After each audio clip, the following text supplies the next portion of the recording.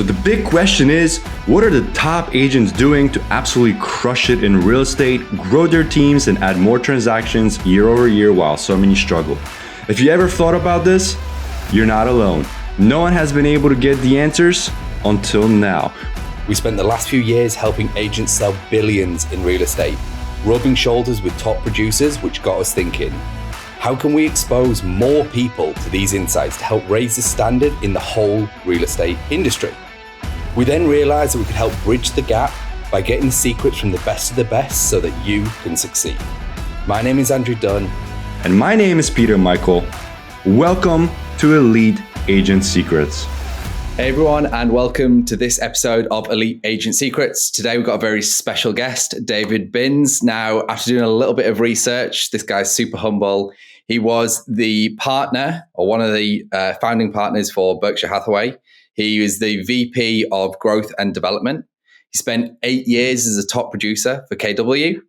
He was in the top 25 from 2015 to 2017, and he has been the lead personal development coach for some of the largest personal development programs of all Canada in the world. David, you tell us how big this goes, how global it goes. Hopefully that introduction is fair and it does you justice. No problem. Today.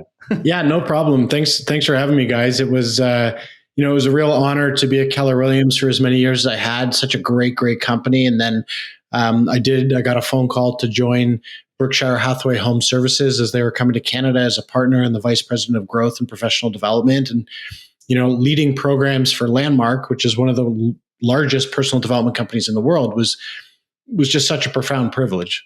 So again, though, it's led me to where I am today and to be able to help other people in our industry being in real estate.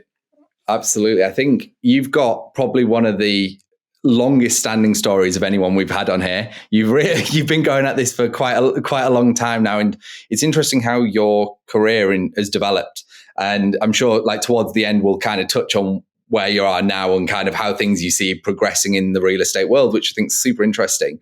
But take us back to, I like to give people context of like where you started. So like how you got into real estate, what happened, how'd that start? And then we're going to unpack, the juicy details for everyone. We are going to be going over like building huge organizations, teams. This is one of David's specialties. So we're going to be unpacking all that great stuff here shortly. But all right. How did it start?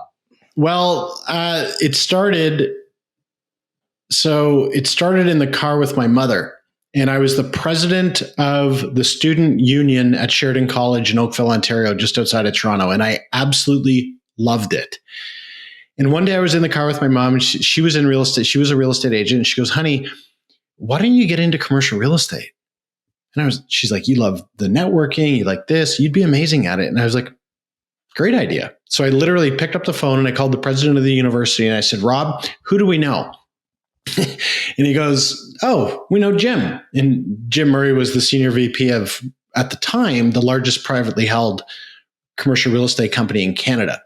So I went there and I spent 5 years in commercial real estate. And then I kind of looked around the office one day and I was like, yeah, I don't want to be doing this in 10 years. So then from there, I kind of just hung around for a little bit and I didn't make any money for a while in commercial real estate. And then at the age of 29, I accumulated, not with frivolous spending, but just living life, I accumulated 60 grand in debt. And I was kind of at one of those liminal moments in life where you kind of have a come to Jesus moment with yourself. And I was like, I don't want to do this, so I better leave. And I said, all I want to do is just sell homes and lead programs that are going to make a real difference for people. So I went over to Keller Williams. Literally, I had a hole in the middle of my dress pants, every single pair. I'm telling you, I had nothing. I had $1,500 in the bank. I did not have savings. I did not have investments. I'm not one of those people who says I was broke, but I had rich parents. No, I had $1,500. And rent was due in 10 days. And I made it work. I got a listing in my first 10 days. I got another buyer, and then bang, fast forward, I took off at Keller. I did really well there. And then I was top 25 in Canada in 2015, 16 and 17. But that was also a huge moment in my life because I was top of the country for the largest real estate company in the world by agent count at the time. But I was 50 pounds overweight. I was miserable. I was burnt out beyond like nothing I've ever experienced. And that was a huge turning point in my life. I went on to lose 30 pounds in 3 months. I went from doing 30 deals a year down to 15, but I increased my income. I literally changed everything. And then I got a phone call from some colleagues in the business. They said, and I was looking for a change. And they said, hey, we want you to come over. We're working on some pretty cool stuff. Fast forward, they brought Berkshire Hathaway Home Services to Canada, and I became a partner in the company and the vice president of growth and professional development, where then I was responsible for recruitment and or agent attraction. Right. Holy hell. Now, I really want to start unpacking. I want to start unpacking more of this story, but like I'm cognizant of like the fact that we want to make this episode very poignant about the later part, which is the attraction and the recruiting and growing a team. But I'm putting it out there to the world and the Elite Agent Secrets crew that, David, you're coming back on, you're sharing a bit more about the growth in the personal development. But so we're not going to ask any questions about that side because we kind of gotta get, we want to keep this on target. So you're obviously like a heavy hitter from the start. Like you have just been, I know you said you started with nothing, but like it obviously clicked. Like you just got it, whatever it was, you figured it out and it clicked for you. And then your journey has been one of excellence, in my mind, at least, your CV, so to speak, in real estate is one of somewhat biblical nature. It's like, wow, it's just home run after home run after home run. So it's interesting how you said, like, I think one of the things that I think is interesting is like a lot of people want those home runs that you had. And then it's like, but I just got burnt out. Like it was like the straw that broke the camel's back. And I was just like, I am out. Like I need to do something different. And I think this is just the one point that I wanted to touch on. I think the reason that's interesting for me is when people don't have a lot of money, and I'm sure you experienced this, the thing you wanted was money, because it's like that's the next thing. And then what happens is you get to this intersection where you've got money. I think they found out in the US, I think it's something like 70,000 a year. After that, they kind of graphed out, so to speak, money and happiness. And after like the average person after about 70,000 a year gets no happier based on income anymore, because they kind of get to this intersection where they want to do stuff that they enjoy doing, that challenges them. And it's not about making 20 million a year anymore. It's about, I'll make what I need to and do what I enjoy. So it sounds like that's probably where you got to, where it's like, I just don't want to do this shit anymore. I want a new challenge. For me, I've heard about that study. I don't entirely agree with it, because no matter what, like I love to make money because it gives me access to things. It gives me access to travel. It gives me access to a nice car, not a Lambo, but who cares? I love driving my car. Yeah. It gives me access to do certain things that I really enjoy. So the pursuit of wealth has never escaped my mind, but it's how I've been doing it. And yes, my CV is pretty loaded up, but I'll tell you, there was a very deep spiritual journey throughout the entire process that I continue to go through. So am I knocking it out of the park every day? No. And if you're listening to this and you think that that's going to happen, get that out of your head, because you're living in some kind of abyss that doesn't exist. For you to get where you want to go, you've got to be willing to face your character. And that is not easy. There is a very clear reason most people are unsuccessful. People have it like there's some kind of mysticism around it. It's not. Some people are willing to go to battle with themselves and others aren't. Interesting. And that's where you see the biggest delineation between successful people and none. Yes. And I'm not talking about it from a Gary Vaynerchuk point of view.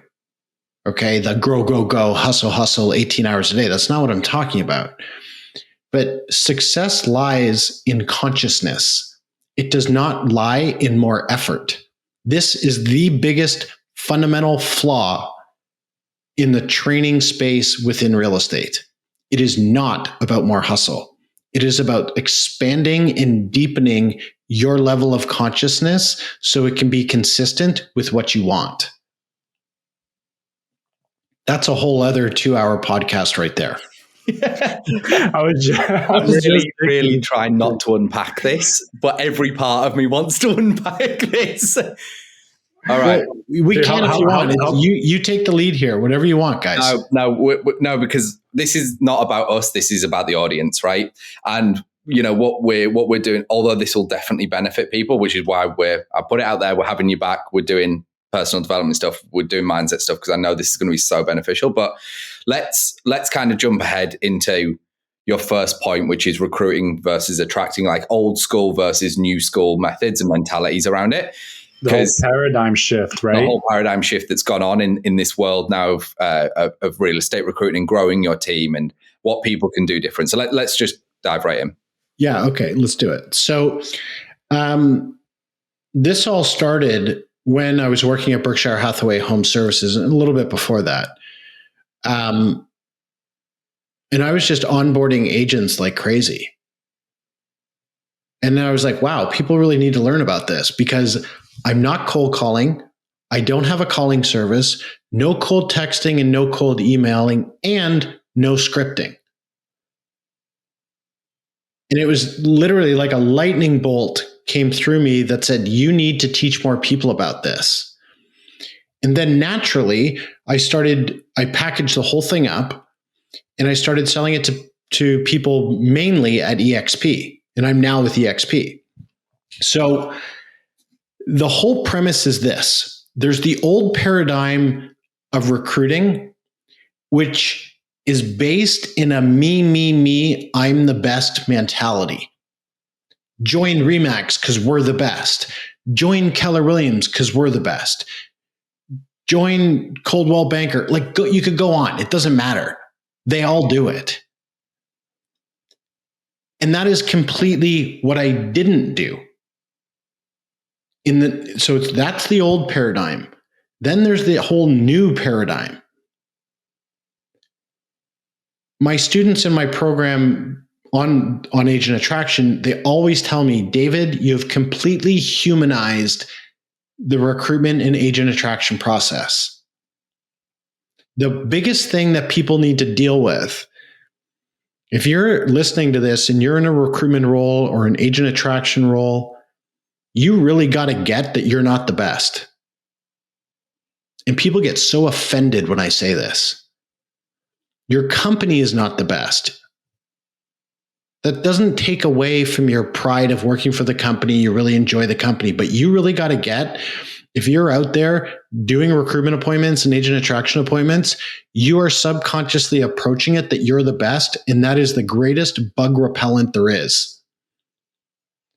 Because agents want one thing and one thing only. They want absolute certainty that you can take them from their current situation to their desired situation. Their current situation, maybe they're a newer agent. They're doing $85,000 a year. They're working 12 hours a day. They want to buy a house. They want to get a new car. They're in a relationship, but that relationship's being impacted because of the stress of their business and they're not reaching their goals. What they want is they want to break through $200,000 a year. They want to go get that BMW 3 Series. They'd like to maybe even go treat themselves to get a new suit, take their partner on a holiday. And then eventually they want to build a team. This here is the whole game of recruiting and agent attraction. That is it. You got to make sure that where this person is and where they want to go is a match for your company. If it's not, leave them alone. Couldn't agree more. Could not agree more. And it's one of the reasons I was so effective at Berkshire Hathaway Home Services is because I drilled in to who is the ideal agent for our organization. And the ideal agent were Keller Williams agents. And the reason why in this specific situation that was the case is because locally, Keller Williams was doing the same training all the time. Do your 3 hours of lead generation a day. Go do your door knocking, call your sphere. Guys, there's this whole other world that's evolved over the last 5 to 7 years called marketing. Look at the branding of people in the real estate business from 7 years ago to today. It is night and day. And that's what we did at Berkshire Hathaway Home Services. Also, agents at Keller Williams really wanted to get into luxury. You're not getting into high-end luxury with KW. You're just not.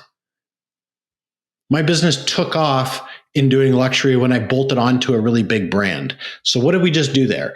We took people from their current situation to their desired situation. And I was so effective at it that I actually got a cease and desist letter from Keller Williams because so many agents were coming over from their company. Please say you framed it and you have it on your wall like a trophy. I'm sure it's in my email. But that's the power it's of probably it. used for toilet paper, but no, I'd trophy that. I'd frame it, hang it on my wall. That's the game. Yeah. And there are certain companies out there who just script potential agents into oblivion.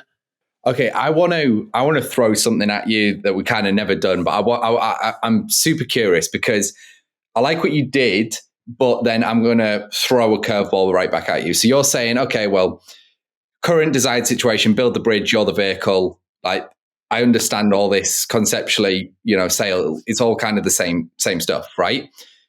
It's fantastic and it works.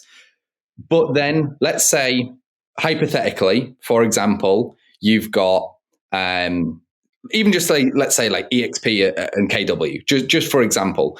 And then you've got, Peter doesn't know where he wants to go. He's like, I want to make 200 grand a year and I want the BMW 3 Series and I want this, right?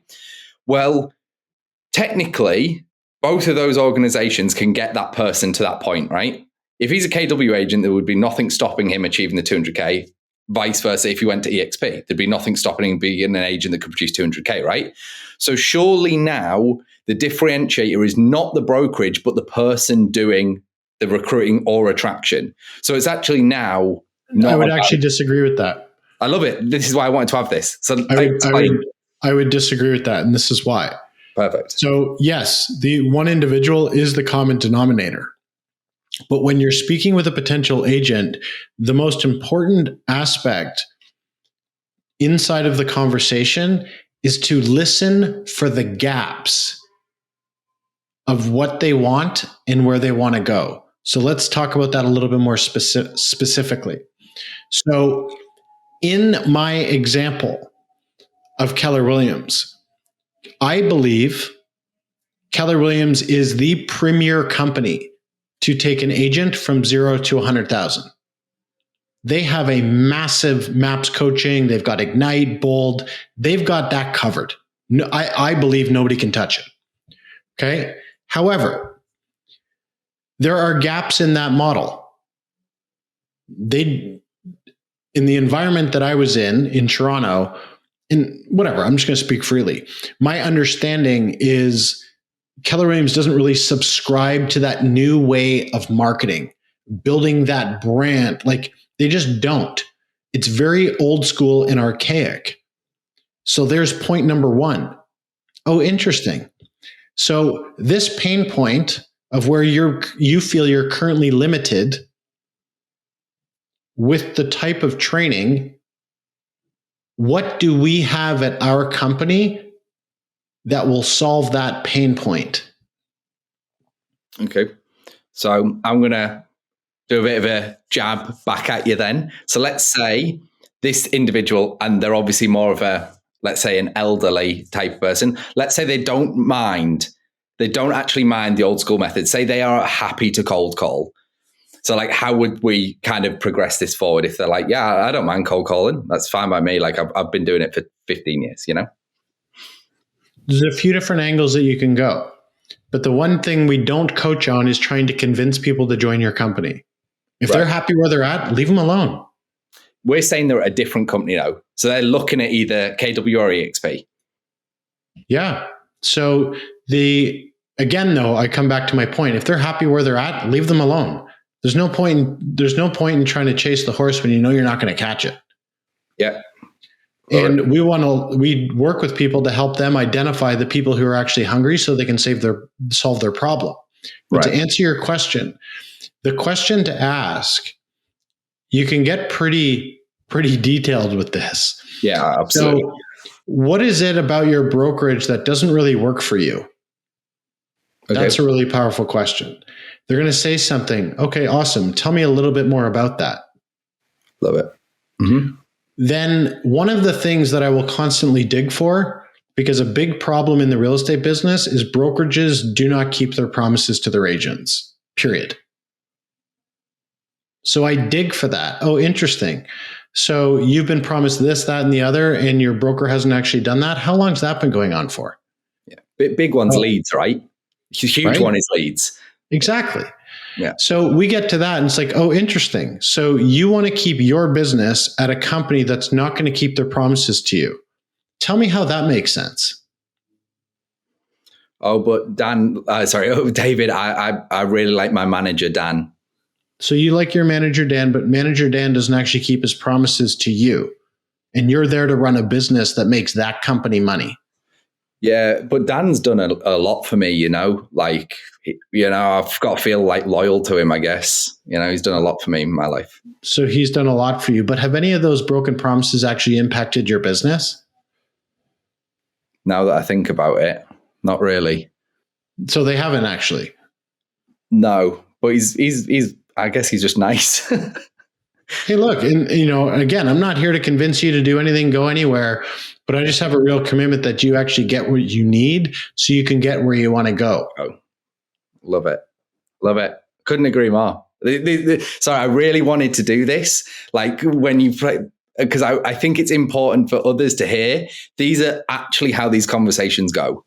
Like we're not making this up. Like we are on these calls all the time, and it's a lot of broken promises, and that's sad, but it's a lot of that. And the conversations are similar. I'm sure you know this 1,000 times more than we do. And we're already, it's just the same conversation over and over again. Oh yeah, the promise leads, and like loyalty is a big one. And we're not saying you should be disloyal, but you shouldn't be blind loyal to someone. Like this is a business, which is something that a lot of people misconstrue. It's like you are here as a business to make money, to get the life you want. Here's another one. So tell me, what's more important, your loyalty or your sense of feeling loyal, or actually fulfilling on what you want in this very short life? Fulfilling on what I want. Exactly. So I would actually say that the loyalty for a lot of people is actually not loyalty, and it's guilt. Great point. David, how many people do you have hang up on you, ghost you, not answer after you have this? Because it's a very candid conversation, right? Never. Because that's kind of what I'm experiencing when I'm on these calls. It's like I dig, and I'm like, oh my God, like you're literally, I'm offering you a solution. I'm trying to help. And then this person just, I'll tell you exactly why. And I learned this over the years. I spent 10 years leading programs at Landmark. That's like the Navy SEALs boot camp of personal development. Okay. I'm not kidding. Amazing. I was trained by a person. So just everybody picture this in your head. I was trained by the person, and she is trained by one of probably about 5 people in the world who started the entire personal development movement. So get this, he's like 85 now. He started it. He trains her. She trained me. I had 1 degree of separation from this guy. So to answer your question, it's because I listen with care and intent. And they know, because I say it to them, I'm not here to make you do anything. I just want to make sure that you're getting what you need so you can get from where you are to where you want to go and grow. And I've learned I could have a very straight conversation with the two of you, and you would not feel diminished. You would not feel convinced. You would not feel manipulated. You would feel heard. I can do that, but it's a learned skill. So the aspect to it is coming to the call, not expecting anything. Because realtors can automatically sniff when they're being recruited. 100%. Instantly their guard goes up. And it's like, even if you've got the better shit, it's like they just don't want to hear it. Exactly. And I don't blame them, because so many people have been operating inside of the old paradigm of recruiting, of cold call, cold email, asking people out for coffee to learn about their business. Like, come on, guys. Like, cut it out. Seriously. Hey, thanks for listening to this episode. Now, before you go, we're giving access to a private training we did where we revealed the top 3 niches to get listings today completely for free. So if you want access, you can go and download that training at eliteagentsecrets.com. We're regularly releasing new trainings, guides, and cheat sheets, so make sure to head over to eliteagentsecrets.com and sign up so you don't miss out.